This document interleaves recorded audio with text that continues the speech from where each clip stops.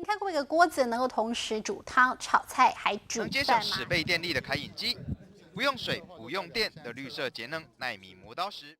新闻上常出现很多台湾之光，台湾之光。耀眼的台湾之光。那你知道除了珍珠奶茶和泡面，还有哪些特别的发明和台湾有关吗？今天这支影片将会介绍近50个冷门与热门的发明与发现，娱乐到科技都有，包含台湾人在台湾的发明、台湾人在国外的发明，以及外国人在台湾的发明，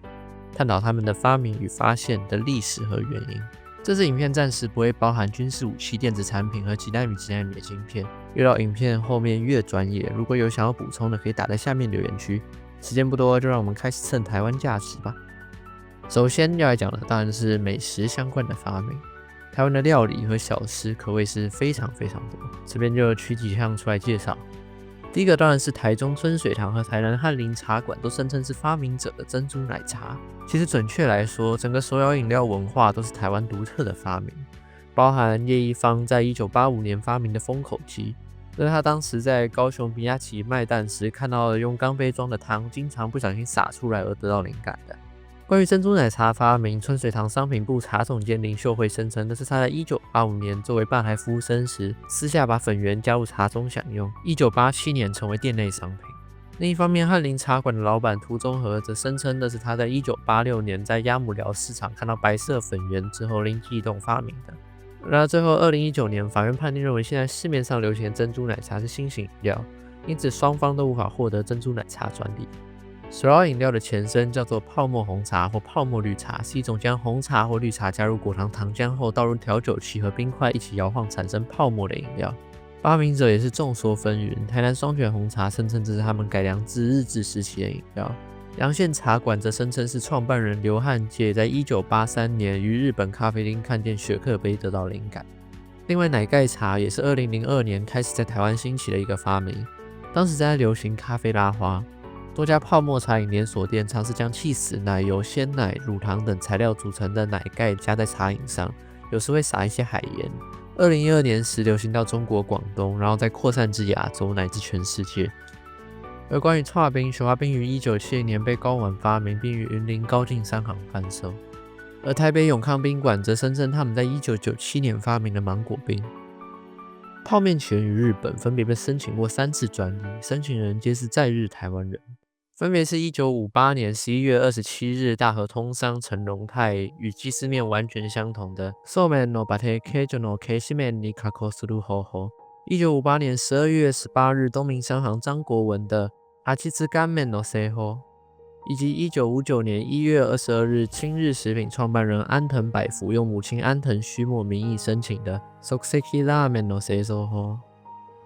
蒙古烤肉是一种类似于铁板烧的料理方法，1951年在台北开设烤肉店的相声演员吴兆南发明。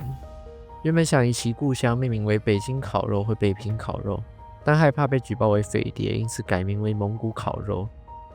左宗棠鸡在美国作为中餐颇有名气，原为1952年太平洋第7舰队司令亚瑟雷德福上将来台时，海军总司令梁旭昭去找厨师彭长贵讨论第3天的菜单时发明的。命名原因是因为清朝湘军大将左宗棠和雷德福一样是将领，而且和彭长贵为湖南同乡。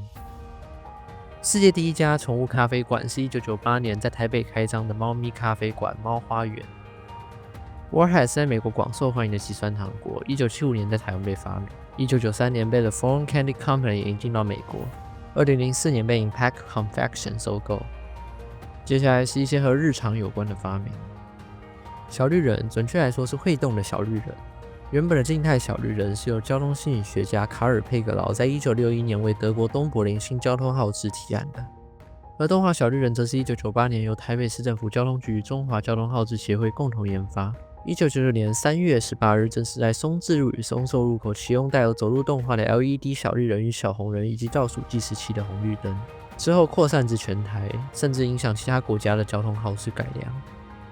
1986年，台北新锐五金加工行老板许宏志为了快速清除工厂附近杂草中的蚊子，用狗尾草缠在羽球拍上，创造了电蚊拍的前身。之后，他将马尾草改为电网，在1988年8月30日申请了专利。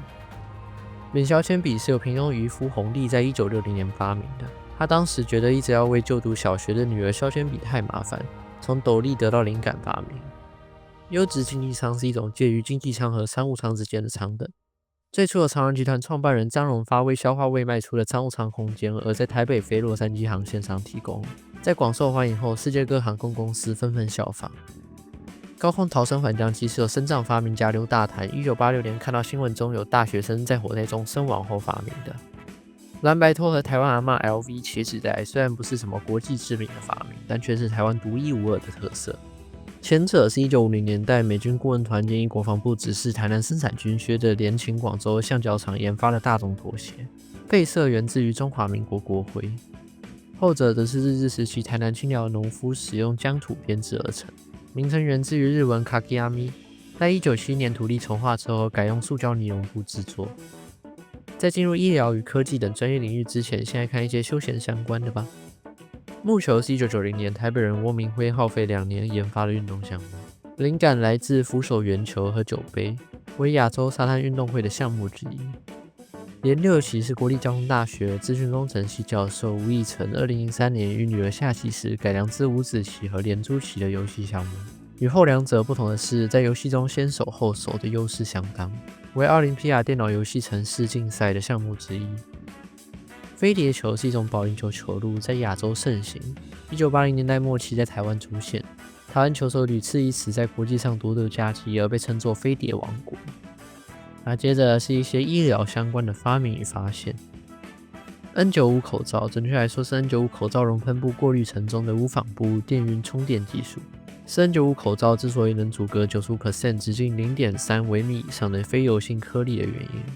由台艺美籍田纳西大学教授蔡秉义和中国籍田纳西大学电浆体研究中心研究员刘朝宇在1995年共同完成。聚合酶连锁反应是一种在生物体外快速复制大量 DNA 片段的核酸合成技术。最初，凯利穆利斯在1983年发明此项技术时所使用的 DNA 聚合酶不耐热，因此十分消耗聚合酶，且效率很低。1976年辅仁大学毕业后，在爱荷华州立大学攻读神经生物学博士的钱家运，在黄石国家公园发现水生七耳菌，从中提炼出耐热的 TAQ 酶。目前 PCR 技术主要使用 TAQ 酶，并混合从古菌中提炼的 PFU 酶用于矫正。阿朗甘酶阿尔法是由中研院生物医学科学研究所所长纯元崇领导的研究团队耗费15年开发。2006年获得美国食品药物管理局和欧洲药品管理局的批准，是庞贝氏病唯一的治疗药物。庞贝氏病是一种罕见的代谢肌肉疾病和溶小体促疾病，分为婴儿型和晚发型。在未用药的情况下，婴儿型患者通常活不过1到2岁。高效抗逆转录病毒治疗方法，俗称鸡尾酒疗法，是目前治疗艾滋病最有效的疗法。将逆转录酶抑制剂和蛋白质酶抑制剂2类抗艾滋药物组合在一起使用，是台裔美籍艾滋病研究员何大一在1995年提出的。最后，让我们进到数学、理化和科技等等专业领域哦。CIH 病毒是全球传播最广的电脑病毒之一，由大同工学院工程学系4年级学生陈英豪在1998年5月为破除防毒软体的虚假广告而开发。病毒意外被同学电脑析出，而分别在1999年4月26日和2000年4月26日爆发，估计全球感染6000万台电脑，造成损失约2.5亿美元。1999年4月30日，刑事警察局约谈在军中服役的陈英豪，但由于无法可罚也无人提告，陈英豪获不起诉处分。2000年4月25日，任职于王虎国际的陈英豪和淡江大学学生翁世豪共同开发了 CIH 病毒的防毒软体。实体联络模型，简称 ER 模型，是一种描绘资料库结构的图形化方法，有助于直观地了解实体之间存在的关联性。由台裔美籍电脑科学家陈品山1976年3月在 ACM Transactions on Database System 上发表。乐观并行控制是在关联式资料库管理系统中，解决多个使用者同时存取同一笔文件时可能发生冲突的方法。在操作时不锁定资料，等到提交时再检查冲突，适合高读取、高性能的环境。比起其他的并行控制方法，具有更高的吞吐量。由台湾电脑科学家卡内基梅隆大学电脑科学系主任孔祥崇和其研究助理约翰·鲁宾逊共同在1979年提出。同年，他也和另一位学生查尔斯·莱瑟森一同提出脉动阵列理论。复杂金属氧化物半导体场效应电晶体是全球第一个非挥发性记忆体，也就是电源关闭后资料不会消失。快闪记忆体、SSD、USB 随身碟、记忆卡等等的产品中都有它。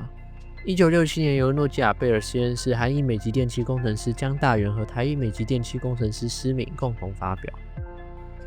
高频宽记忆体是一种立体的高效能同步动态随机存取记忆体，拥有更高的频宽、更低功效和更小的体积，主要用于 AI 训练、高效能运算、伺服器和大型数据中心等等。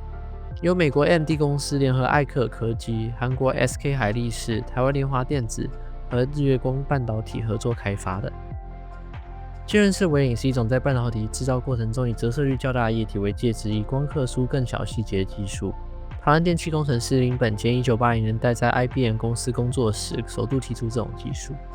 直到2002年，全球半导体产业发现157奈米干式光刻波长太长，无法制造65奈米以下的晶片时，时任台积电研发处处长林本坚成功用纯水将193奈米光刻缩短为134奈米，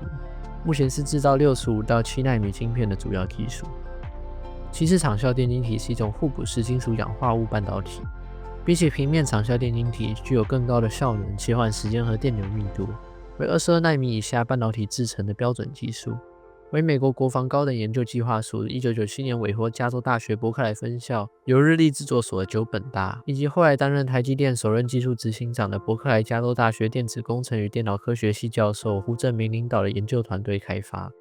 在1998年开发出第一款 FinFET， 胡正明因此在2020年获得电机电子工程师学会荣誉奖章。接下来这个大家一定认识的 USB 随身碟，许多人和公司都声称自己在1999年至2001年期间发明了第一个随身碟。其中一说是台湾群联电子创办人马来西亚籍的潘建成，2001年他在工研院创业育成中心成功开发了快闪记忆体控制晶片，并量产商品 Pen Drive。高商合金是由至少5种金属形成的合金，比一般合金具有更高的抗断裂性、抗腐蚀性、抗氧化性和强度。1980年就存在关于高商合金的理论，然而实际的制作方法是1995年国立清华大学工程系教授叶君蔚在新竹乡村驾车时想出来的。他在2004年与研究团队制造出第一个合金，并将其命名为高商合金。广义估计方程式是一种用于估计广义线性模型趋势的统计方法，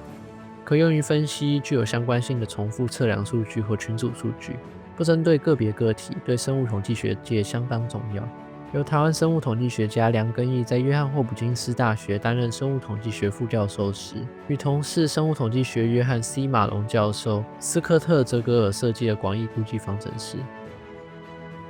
交叉分子数方法是一种用于研究反应动态学的实验技术，有2个喷嘴喷出2股分子或原子数，在高真空下使其产生碰撞。